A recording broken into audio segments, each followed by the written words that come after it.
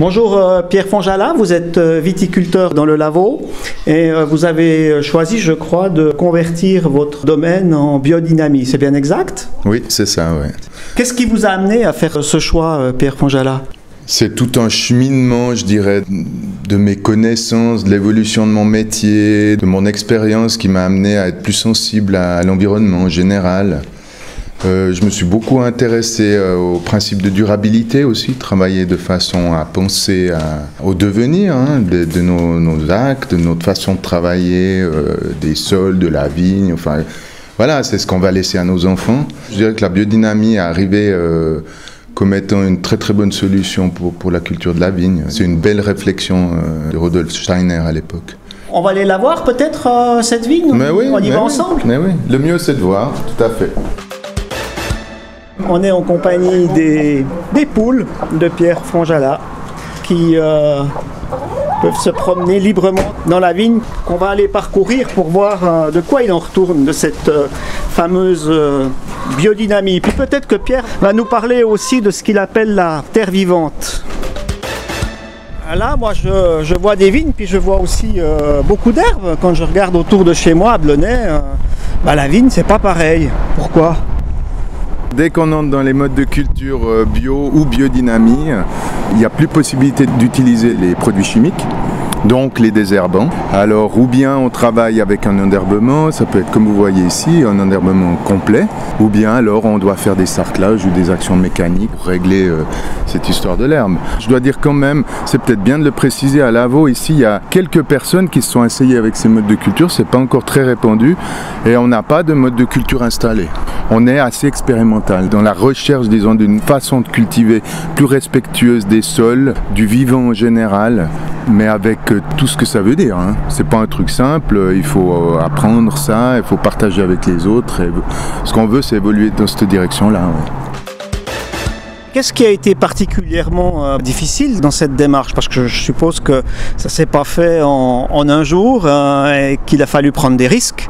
C'est pas forcément de changer les systèmes de valeurs ou d'aller vers quelque chose de nouveau. Moi je dirais que ça c'est plutôt stimulant, et puis c'est vrai qu'il y a des réponses du côté de la nature elle-même qui est assez merveilleuse, comme une augmentation de la diversité botanique, peut-être des papillons qui se baladent, c'est peut-être le côté joli, mais ce que je trouve le plus éprouvant, c'est un peu la solitude quand même, c'est le poids de toutes ces choses qu'on doit porter un peu tout seul. Parce que finalement, donc vous vous sentez seul dans Lavaux à avoir fait ce choix-là? Enfin seul, pas tout à fait seul, mais c'est pas le choix de la majorité. Non, disons que ça demande un investissement personnel énorme quand même, parce qu'il faut repenser tout. Le niveau des formations suisse romande, elle n'est pas à ce niveau-là, donc on est un peu pas précurseur. Parce que cette philosophie, on la découvre ailleurs, en Alsace ou en Allemagne, la Suisse allemande aussi. Donc on aurait du retard en Suisse romande, c'est ça que vous voulez dire? Je vous donne un simple exemple. En Suisse allemande, on peut faire une formation bio complète, y compris avec un postgrad, donc tout en bio. Alors qu'en Suisse romande, on peut faire bio, mais en fait, c'est la formation conventionnelle avec genre 4 après-midi spécialisés dans le bio qui vous donne l'indication que vous avez fait quelque chose en bio. Donc c'est peu de choses, c'est beaucoup plus compliqué que ça.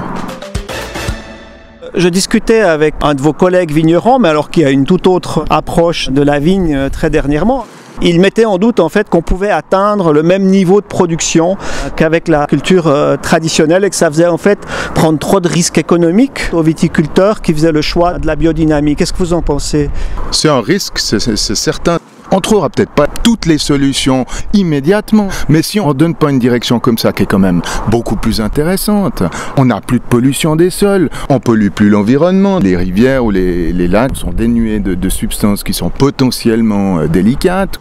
On a des modes de culture qui sont possibles, allons dans cette direction, partageons les uns avec les autres. Si on met le génie humain au service de ce genre de valeurs et pas seulement sur la rentabilité, et puis voir un peu la politique qui accompagne un petit peu ce changement, que ça soit les habitants, que ça soit justement l'environnement autour, les ressources, elles sont plus protégées avec des modes de culture comme ça. Quelque part, c'est des actions qui sont aussi communautaires. Mais moi, si je regarde vos grappes, on en a une magnifique là, devant les yeux, elle est vraiment splendide. Alors c'est clair, hein, vous m'aviez dit que les grains étaient petits cette année, donc ça c'est dû à la sécheresse du printemps. Je pense que si on allait voir dans les vignes d'à côté, finalement les grappes ne seraient pas plus grandes. Hein. Non.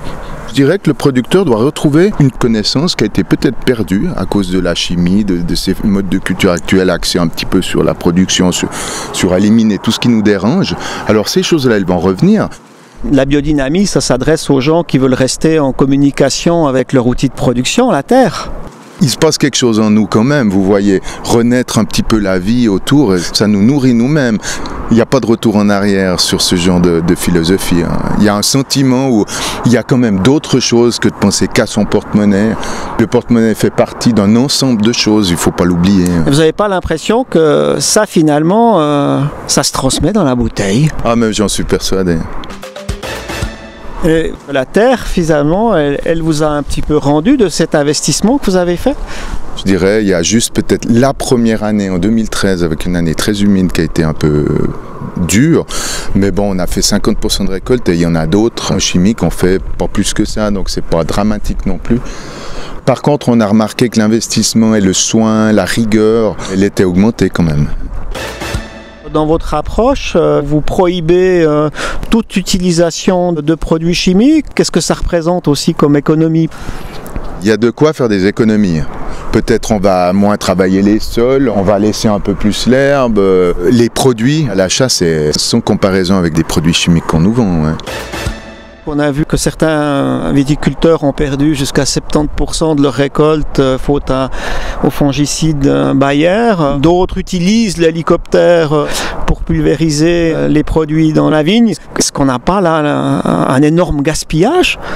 En tout cas, il est clair que pour moi, c'est très étrange de penser qu'à l'heure actuelle, on est capable de déverser des produits chimiques qui sont des fois même des nouvelles molécules dans une région entière. Je pense qu'on sait maintenant que les tests sont des fois limités, c'est pas globalement étudié. Un produit en lui-même n'a pas de conséquences, vous associez à un autre, tout à coup il se passe quelque chose. À l'heure actuelle, avec les données qu'on a, c'est plus du tout OK. Pourquoi on prend ce genre de risque à l'heure actuelle? Il faudrait une attention vraiment beaucoup plus importante quand on vient avec une nouvelle molécule dans l'environnement en général, quoi. Donc finalement, les apprentis sorciers, c'est pas ceux qu'on croit, c'est plutôt ceux qui sont dans la tradition. J'ai entendu dire que vous militiez en ce moment pour éviter de voir en fait votre domaine pollué par les déversions des hélicoptères. Ça aussi, c'est une problématique? C'est l'actuel. On a envie de travailler d'une certaine manière. L'hélicoptère nous amène des dérives très importantes sur les vignes qui sont traitées en biodynamie, ce qui est quand même très incompatible. Puis c'est vrai que maintenant on cherche à trouver des solutions pour qu'on n'ait plus ces produits qui arrivent sur des vignes qu'on a désiré faire autrement. Pour revenir à l'économie, une des possibilités de le valoriser, parce que le public est sensible à ça maintenant, c'est labelliser. Donc vous pensez que le consommateur pourrait changer la donne en fait et de faire prendre conscience aux autres producteurs qu'il y a un avantage à cela? Est-ce qu'il y a un véritable avantage selon vous? Oui, bien sûr, hein. Mais je crois que tout le monde le sait en fait. Vous savez, la nourriture pour bébé, elle est bio, hein, à 100%. Donc le bio, ça fait 40 ans d'expérience en Suisse. On peut dire que c'est beaucoup, mais si vous voyez l'évolution en 20 ans, hein, donc c'est qu'un cheminement pour moi, ça va dans cette direction avec ce fameux nœud économique qui est quand même costaud, quoi. Et puis les consommateurs, ça dépend comment on leur parle. Mais attendez, mais il n'y a personne qui a envie d'autre chose que des produits qui sont sains pour leur propre organisme quand on va acheter ça dans les magasins. Ouais, et puis bon, les gens ils attendent aussi dans le vin du bon. Moi je vous propose qu'on redescend à la cave. Mais oui, allons goûter ça.